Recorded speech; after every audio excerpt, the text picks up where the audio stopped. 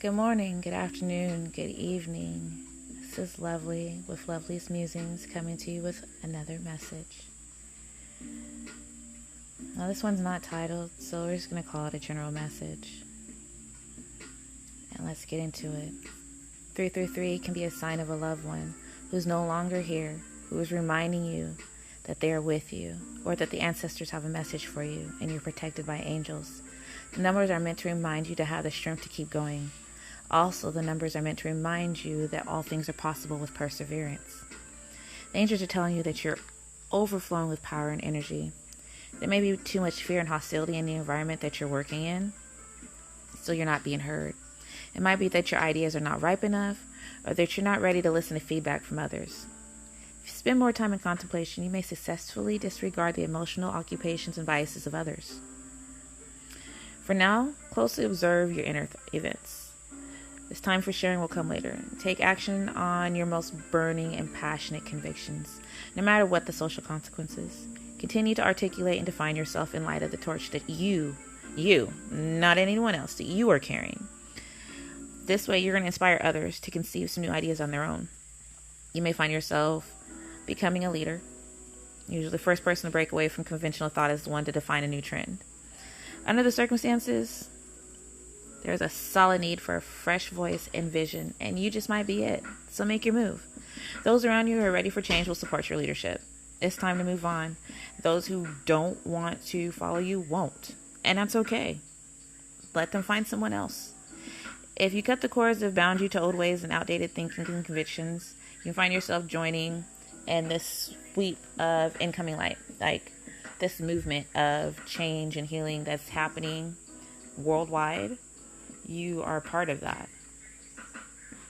It doesn't mean that you need to start just rejecting people just because you can, or, start judging them because, you got some special gifts and you can see them for who they truly are now. No, it means that you are supposed to start trying to lead people, if not by example, then by verbiage, to healing themselves. Teach them how to help themselves as you help yourself. Don't let the past and all those good memories from the past hold you in a situation that it's been time for you to grow out of. Like, okay, yeah, you hung out with somebody in high school and you guys had the funnest times, but you guys haven't talked in 10 years, like actually had a conversation. You guys see each other on Facebook. You're not real friends. I'm sorry, you're not. If you called them in the middle of the night and was like, oh, I need $1,000, they're going to be like, nigga, I haven't talked to you in 10 years. Ma'am, or have you lost your mind? So we place this level of importance on certain relationships that didn't actually garner that amount of importance. Like, oh, he's your play cousin. You guys don't like each other. You've never liked each other. So just because he's your play cousin doesn't mean you need to go fight somebody for him. Like, you guys actually are not loyal to each other. Don't be loyal to the title. Because if that's all you're loyal to, then it's not real. That connection's not real. Family bonds are supposed to be family bonds. Bonds where you want to do your utmost for that person. That you want to make sure that, at the end of the day, they're okay.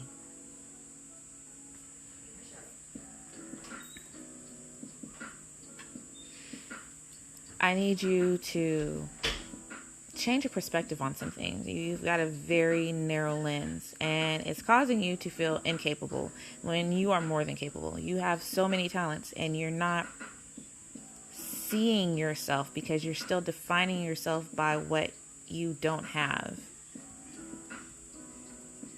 And for some of you, you have the nerve to be angry at the universe, even though you understand that you are co-creating your experience with the universe. You know that you had a choice in a lot of your situations. Yes, there were some that were unforeseeable and others that were out of your control.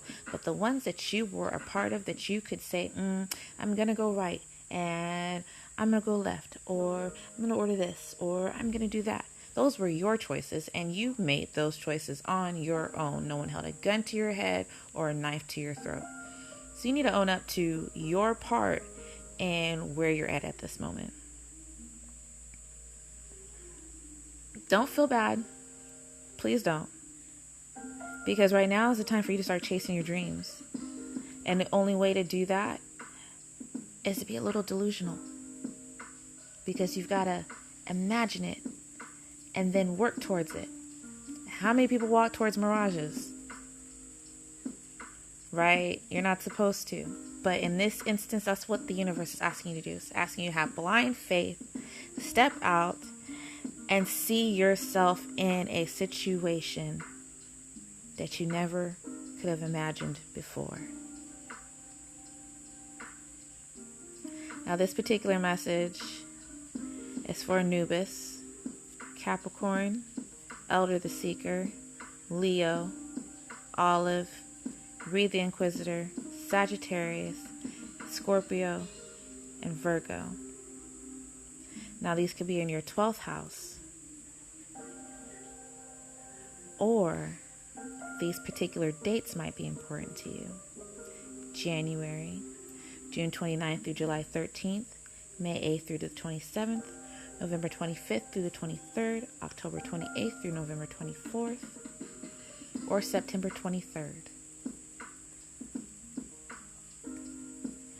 Now again, this message is for Sagittarius, Leo, Olive, Virgo, Scorpio, Anubis, Capricorn, and Elder the Seeker. Have a blessed evening, morning, or afternoon.